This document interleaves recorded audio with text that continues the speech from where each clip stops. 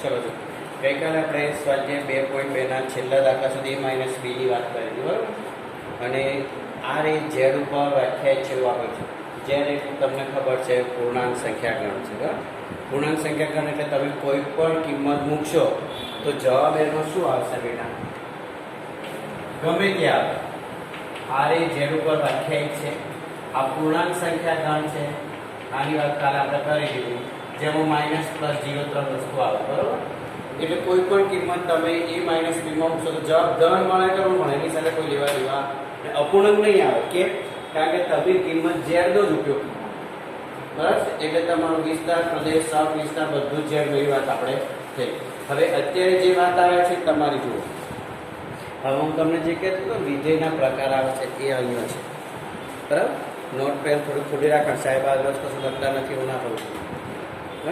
જો વ્યાખ્યા એક આપેલી છે કે અરિત ગણ એ અને બી માટે સંબંધ એફ દ્વારા ગણ એના પ્રત્યેક ઘટકને સંગત ગણ બીના અનન્ય ઘટક સાથે સંબંધ ધરાવે તો એને એ થી બીનું વિધેય કહેવામાં આવે છે.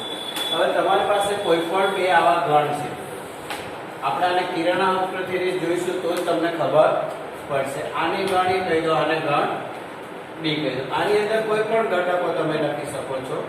તો અહીંયા આપણે આવી રીતે ઘટકો લખીશું એટલે તમને ખબર પડશે કે આ બંને વચ્ચે સંબંધ શાનો છે એટલો તમને ખબર પડી જવી જોઈએ. આ જે વસ્તુ છે એ તમારું શું છે? પ્રદેશ છે. આ તમારું શું છે બેટા? પ્રદેશ છે. હવે તમે જો ગણ એનો પ્રત્યેક ઘટક ગણ બીના દરેક ઘટક સાથે અનન્ય રીતે સંબંધ ધરાવે છે. અનન્યનો મતલબ શું? એક સાથે ને સંગત છે. 2 4 સંગત આવી રીતે કહેવાય છે, આવી સંગતતા કહેવામાં આવે છે. 2 તો કઈ સંગત મળે છે? 4. 3 એ કઈ સંગત મળે છે? 9. 4 એ કયા મળશે? આ વિધેય કયું હશે તમારી પાસે? એક્સપેરિમેન્ટ, બરાબર છે. તો આવા વિધેયને એક એક વિધેય કહેવાય. કયું વિધેય કહેવાય? તમારે અહીંયા ખાલી વિધેય લખ્યું, પણ આવા વિધેયને એક એક વિધેય કહેવાશે. તો એફ ને એ થી બીજો વિધેય છે એમ કહેવાનું. નીચે ઉતરો. બીજા શબ્દોમાં, જેનો પ્રદેશ અરિત ગણ એ હોય, જે સંબંધની કોઈ પણ બે બિન ક્રમયુક્ત જોડો પ્રથમ ઘટક સમાન ન હોય તેવા અરિત ગણ એ થી બી અરિત ગણ બીના સંબંધને વિધેય કહેવામાં છે. ચલો, આ પહેલી જોડ સમાન ગણ બની ગયો. ચલો, બીજી જોડ સમાન બની તમારી. હા કે ના?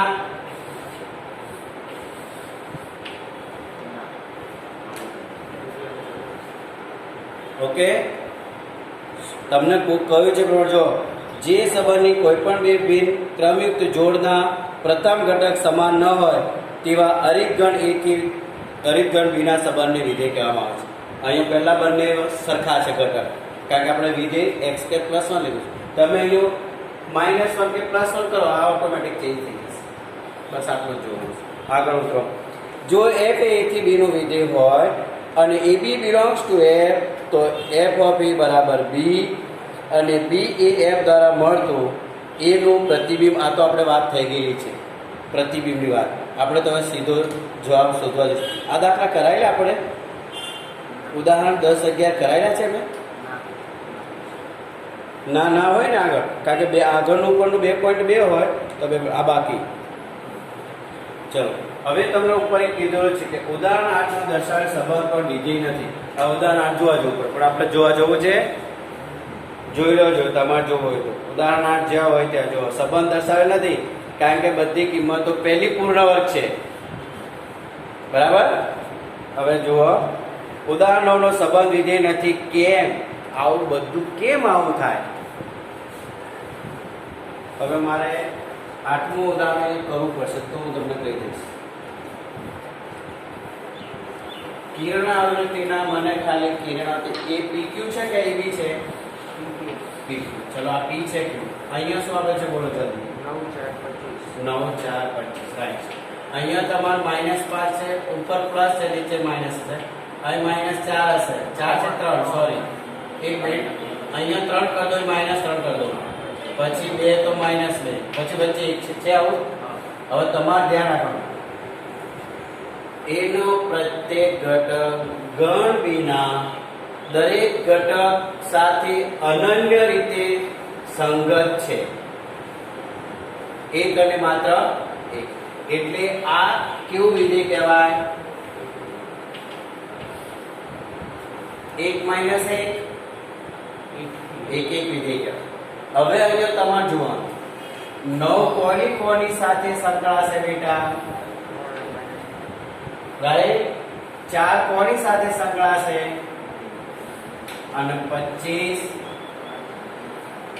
અહીંયા એક ઘટક છે ગણ, એનો પ્રત્યેક ઘટક ગણ વિના એક કરતા વધારે ઘટક સાથે સંગત હોય તો એને એક અનેક વિધેય કહેવાય. પણ આ વિધેય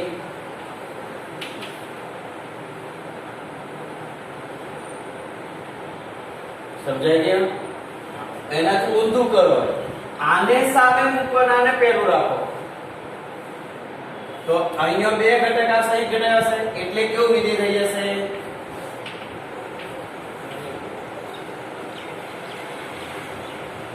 મારી વાત સમજાય? તમે શું કીધું મેં? આ એક અનેક છે, આને ઊંધું કરો, આને પી કહો, આને ક્યુ કહો. તો આના 2 ઘટકો આના 1 ઘટક સાથે સંકળાશે, આના પણ બીજા 2 રહેશે, તો અનેક એક છે. આ વિધેય છે.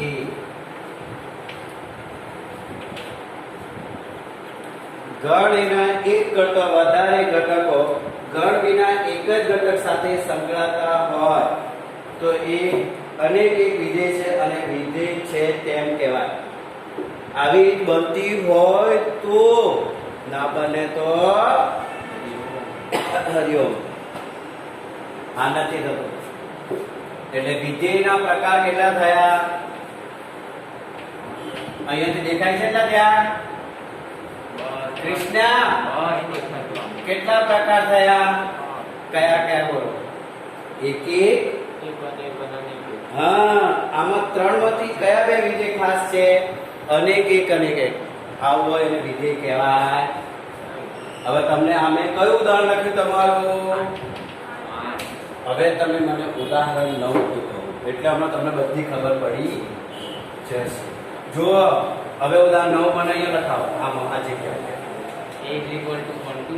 એ છે હા, એ 1 2. B માં 3 4. B માં 3 4. તો તારો સગો શું બનશે?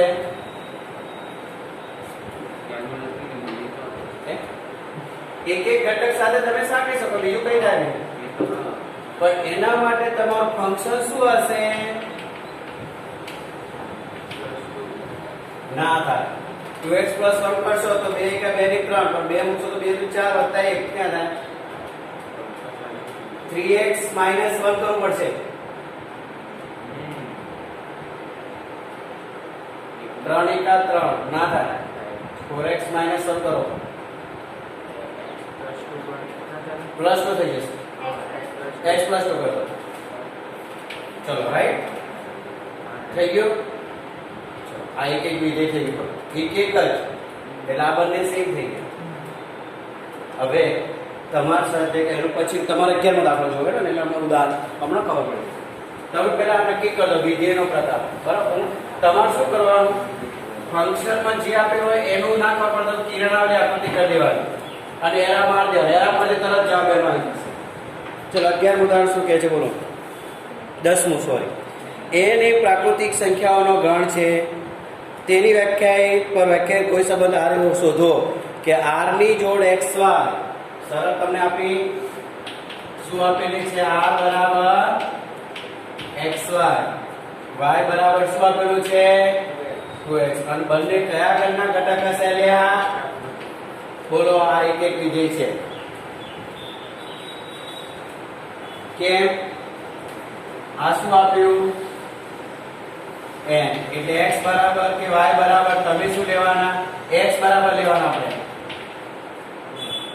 ચલો, x બરાબર 1 મૂકો, y શું મળશે? x બરાબર 2. પહેલી જોડ કઈ બની ગઈ? બીજી જોડ કઈ બનશે? પછી અનંત સુધી ગાડી જશે. જોઈ લો એક એક વિધેય છે એવું લખ્યું છે તે વાંચો. યુગ્મ પ્રાકૃતિક સમીકરણ છે. અહીં પ્રાકૃતિક સમીકરણ n ને એક અને માત્ર એક જ પ્રતિબિંબ છે. તો હા તો પછી કરી દે ને, એમાં શું વાંધો છે? તું ચિંતા એવું બધું નહીં જોવાનું. તને ઘટક મળી ગયો ને, ઘટક મળ્યો ને, એક મળ્યો, બે મળ્યા, બોલ 3 મૂકવાથી મને ઘટક કેટલા મળશે? 1. તો 6 મળે, 9 મળે, ઘટક તો એક જ મળે ને મને. કશું વાંધો નહીં, એમાં શું વાંધો? તમે કરી દે. હવે ત્યાં જુઓ, આ સંબંધ વિધેય છે એવું લખ્યું છે. જુઓ, એટલે તમારે માનો કે કિરણ આલી આકૃતિ કર્યું હોય તો તમે શું કરશો સાહેબ? આનું નામ શું આપીશું? ગણ 1. ચલો 1 2 3 4 ડેશ ડેશ ડેશ.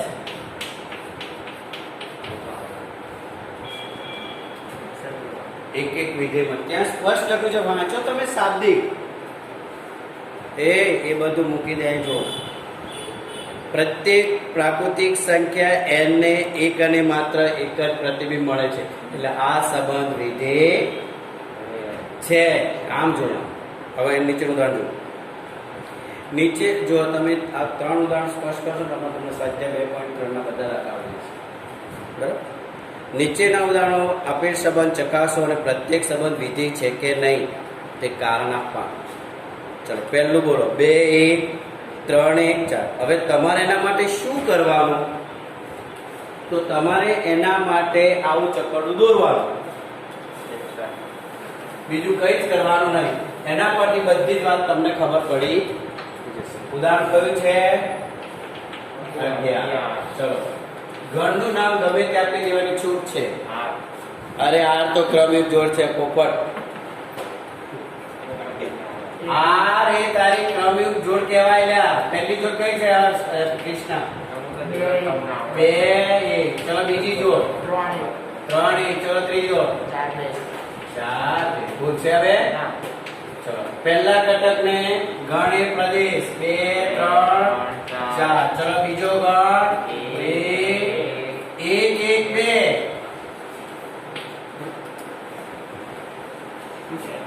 ચલો 2 સાથે ઘટક 3 આવ્યો, 3 સાથે એક ઘટક આવશે, 4 સાથે માત્ર 2. બોલો કેવું વિધેય કહેવાય? બોલો આ સંબંધને વિધેય કહેવાય છે. જવાબ લખેલો છે, ચેક કરો. છે તો બીજું ત્રીજું તમે જોઈ અને મને જવાબ આપો. તમે આવી રીતે કરશો ને તો સાહેબ જલ્દી ખબર પડશે. એને જોતો જ નથી તો એમ નહીં સર, બીજો સંબંધ નહીં એમ. હા પણ નથી તો એનું કારણ આપવાનું છે સાહેબ. હા, એક ના એક ઘટક આવ્યો ને તો પછી પહેલો ઘટક પણ બગડો છે. 2 2 4 એટલે બે ઘટક સાથે સંકળાય. કયા? બોલો અહીંયા એને કોઈ વેન આકૃતિ દોરશે આવી રીતે?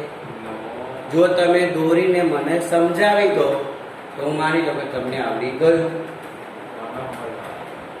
તમારે ખાલી 2 ચક્કરડા દોરવાના, તમને જે યોગ્ય લાગે લખી નાખી જવાનું. પછી આપણે તમારે એવું કહેવાનું અનેક એક છે, એક છે કે એક અનેક, આટલું તમારે મને કહી દો. આમાં શું આવશે? એક અનેક આવશે. કેમ? હું આટલામાં દોરીશ, તમે કેના ઉભા થાય ને એટલે 2 અને 2 બીજી જોડ છે ને 4 એટલે 2 સાથે અને 4. ચલો બોલો આપણે ઘટક 3 બોલો. 3 7 પછી 3 7 4 સાથે છે ને 4 4 બસ આ રીતે છે ને. હવે રહ્યું જો આ એક આ અનેક એટલે શું? આ સંબંધ વિધેય નથી. બરાબર છે? રાજા રાણીઓની વાત. દશરથ રાજા કેટલી રાણીઓ હતી? 3. એટલે પછી એ સંબંધ ના કહેવાય. એક અનેક થયું ને. અને જેને વારંવાર છૂટા છેડા થતા હોય પત્ની એક જ હોય અને વર બદલાતો હોય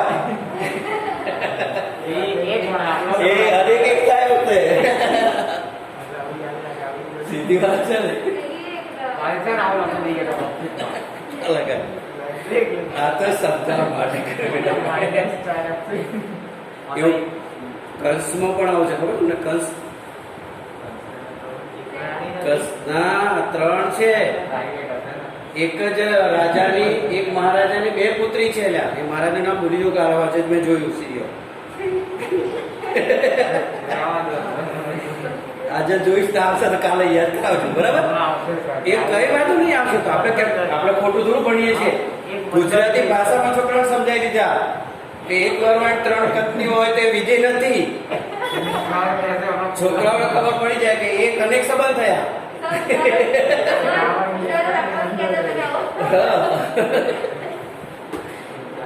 સમજાય જાય ને એમાં બે બનશો.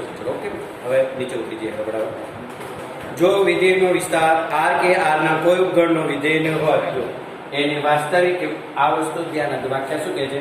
કોઈ વિધેયનો વિસ્તાર r કે r નો કોઈ ઉપગણ હોય તો તે વિધેયને વાસ્તવિક વિધેયનો કિંમતોનું વિધેય. તમે જે કિંમતો વિસ્તાર મેળવો એ વિસ્તાર વાસ્તવિક સંખ્યાગણનો ઉપગણ આવે એની અંદર સમાઈ જતો હોય તો એને વાસ્તવિક જેમ આપણે વિસ્તાર એ સપ્રદેશમાં આવી જાય તો એને વાસ્તવિક કિંમતોનું વિધેય કહેવાય.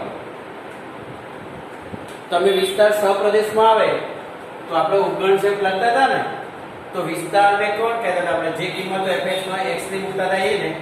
અને એ જે y ની કિંમત મળે એ y ની કિંમત તમને સપ્રદેશમાં મળવી તો એ કિંમતને વાસ્તવિક કિંમતોનું વિધેય કહેવાય. અને બીજું પછી આપે છે તેનો પ્રદેશ પણ r અથવા r નો ઉપગણ હોય તે વાસ્તવિક વિધેય છે. એવું તમને એક્ઝામ્પલ સમજાવ્યું. જો n એ પ્રાકૃતિક સંખ્યાનો છે પણ fx = 2x + 1 વાસ્તવિક વિધેય છે. તો હવે કોષ્ટક પણ તમારી કિંમત મૂકો 1 2 3 4 જો f1 મૂકો શું મળે? જવાબ નીચે આપેલો છે 3 મળ્યો. 2 મૂકો છે. તો હવે તમે સાંભળો મારે 3 5 7 9 11 13 15 કેવી સંખ્યાઓ છે બધી?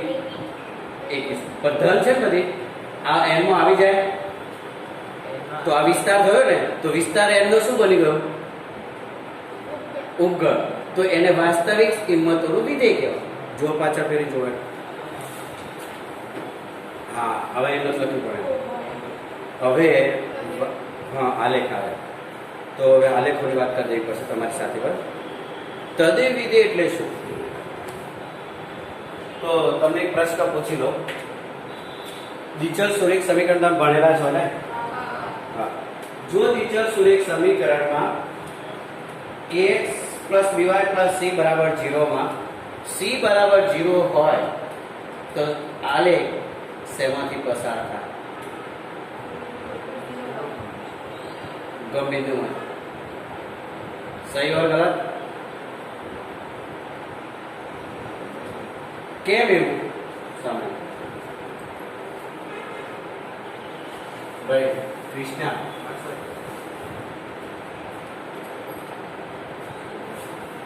મોબાઈલ હા હા એટલે આપણે થોડુંક કામ કરી દઈએ બરાબર. આપણે પછી આપણે ચેન્જ કરીશું. હવે એને ધ્યાન બરાબર. તમને જો આ વસ્તુ ખબર પડી જશે બેટા, હું જેટલું કહું એટલું તમે ભણેલા છે એટલે તમને આવડી જશે. હું એક વસ્તુ લખું 2x + 3y = 0. 2x બરાબર શું થશે? x બરાબર શું થાય? હવે તમે y ની એવી કિંમત મૂકો કે છેદ ઉડાડી દેવાનો. તો બીજું કંઈ કરવાનું નહીં. છેદ શું કરવાનો? ઉડાડી દેવાનો રાખવાનો. એવી કિંમત માનો કે તમે 2 મૂકો 2 2 ઉડી ગયા શું મળ્યું? એટલે 2 શું મળ્યું તમને? બરાબર. ચલો હવે 4 મૂકો શું આવશે? ઓકે. હવે તમે ઋણ કિંમત મૂકો -2 મૂકો.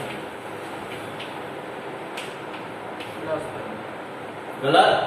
હા રાઈટ. અને -4 મૂકો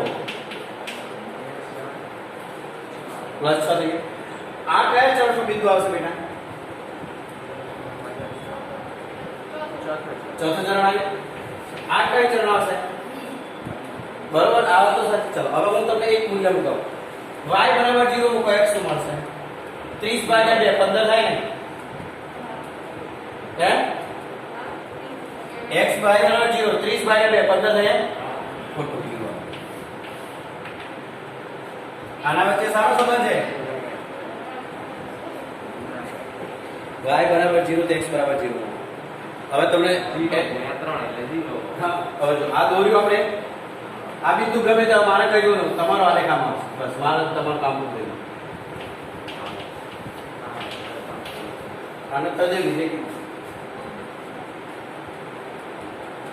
એક વસ્તુ ધ્યાન રાખવાનું જો આ બંને સામસામે વિરોધી હોય ને વિરોધી બસ તો આલેખ બીજા અને ચોથા ચરણમાં છે અરે સોરી ત્રીજા ને આ બીજું અને ચોથું અને જો બંને પ્લસ હું આ સમીકરણ બદલી નાખું આવું લખું બેટા તો બંને બાજુના ચિહ્નો કેવા થઈ ગયા તો આલેખ પહેલા અને ત્રીજામાં પસાર પણ ઉગમ બિંદુ આવે આ ફિક્સ છે કારણ કે બેઝ સી તમને આપ્યો જ નથી દ્વિતીય સુરેખ સમીકરણમાં સી ન આવતો હોય તો આલેખ ઉગમ બિંદુનો પસાર આપેલા અને રેખામાં છે ક્લિયર એને તદે લીધે જુઓ હવે તમે ત્યાં જોશો હવે તમારે બહુ માથાકૂટ નહીં થાય એટલા માટે મારા જૂનું લીધું fx બરાબર તમને x જ આપે x0 તો y બરાબર x તમને કયું સમીકરણ આપ્યું એને તમને કયું સમીકરણ આપ્યું હશે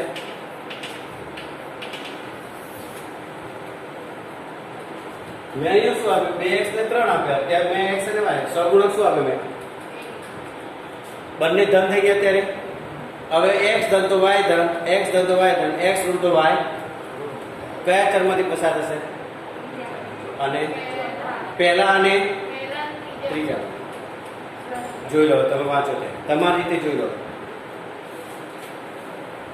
પ્રખ્યાત રીતે કે તદે વિધેય કહેવાય આ વિધેય આપનો પ્રદેશ વિસ્તાર આલેખ છે વિધેયનો આલેખ આકૃતિનો ઉગમ બિંદુ પસાર થતી રાઈટ ચલો હવે આલેખમાં કઈ પૂછો તો પૂછી લો શુભમ પડી શું પડી હા બસ પછી આવશે અચળ વિધેય કયું આવશે અચળ વિધેય એક જોઈ અચળ એટલે શું ખબર બેટા x બરાબર 3 બોલો આલેખ કેમ x બરાબર 3 નો આલેખ કઈ અક્ષને લંબ કઈ અક્ષને સમાંતર અને કઈ અક્ષથી કેટલા અંતરે દૂર હશે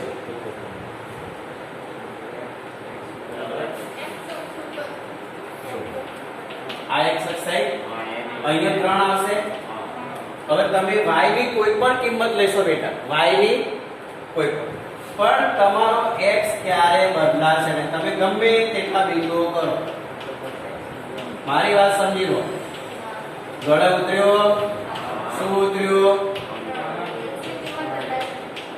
x ની કિંમત ક્યારે બદલાશે તો x બરાબર અચળનો અર્થ આલેખ પોતાની અક્ષને લંબ બીજી અક્ષને અને બીજી અક્ષથી કેટલા અંતરે દોરે છે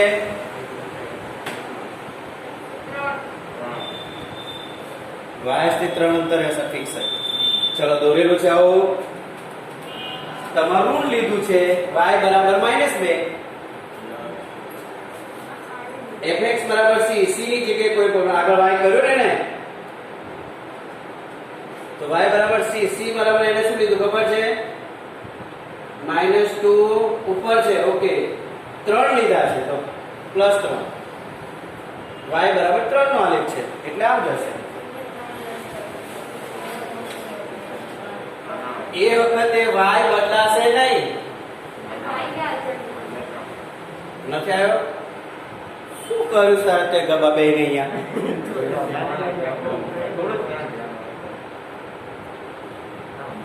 બરાબર એટલે x બરાબર 3 નો આલેખ અચળ y ના મૂલ્યો બદલાય x ના બદલાય અને y બરાબર 3 નો આલેખ દોરો બેટા તો y ના મૂલ્યો દરેક વખતે કયા રહેશે 3 કયા બદલાશે x ના મૂલ્યો 1 3 2 3 -1 3 -4 3 આ x અક્ષના બિંદુ અને y પર માત્ર તત્વો જશે એ વખતે y અક્ષને લંબ x અક્ષને સમાંતર અને x અક્ષથી કેટલા અંતરે છે આવું આપણે ભણી ચૂકેલા છીએ 9મા ઉપર તમારા આવ્યું છે ઓકે ચલો તો બાકીના આલેખ આપણે વખતે જોઈ લઈશું બરાબર અને ઉદાહરણ તમારું 10 11 અને 8મું 9મું ફરી લખવાનું કેમ કે એક એક વિધેય, અનેક વિધેય અને વિધેય નથી એના માટે. બરાબર, આકૃતિ દોરી સીધા જવાબ આપતા શીખી જાઓ. વિધેયના પ્રકાર યાદ રાખો. કેટલા છે? કયા કયા? આ ત્રણ સંબંધ પૈકી કયો સંબંધ વિધેય દર્શાવે છે? જો તમારો જોર રાખો કે આની અંદર આવી જાય. અનેક એક અને બીજો એક એક. આ બંને હોય સંબંધ તો વિધેય છે, અને એક અનેક વિધેય